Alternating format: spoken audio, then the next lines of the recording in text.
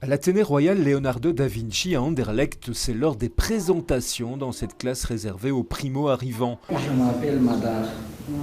Comment tu t'appelles? Premier jour d'école pour ces 8 jeunes, dont Madar, 17 ans. Je vais à Afghanistan, j'habite Bruxelles.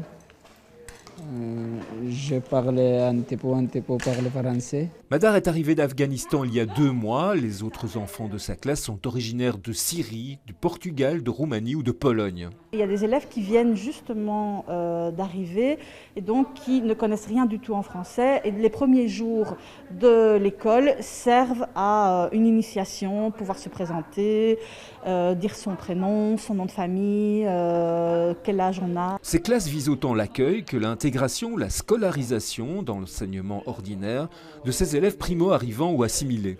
Ils arrivent souvent en souffrance chez nous, donc on va d'abord les rassurer, leur expliquer comment fonctionne l'école, la société belge, quels sont nos codes, parce que souvent elles ne sont pas les mêmes que chez eux. Pour ceux qui n'ont jamais été scolarisés, expliquer comment fonctionne une école, quelles sont les règles de vie en société et dans une école.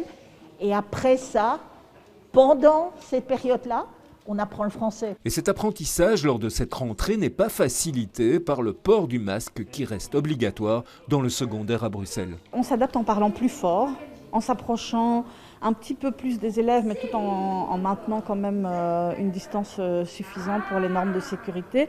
Mais on essaye de s'adapter, de faire avec. Et voilà, ça prend peut-être un petit peu plus de temps au niveau de la compréhension. Mais comme on le remarque chez Madar et ses camarades, ce n'est pas un masque qui va diminuer leur envie d'apprendre.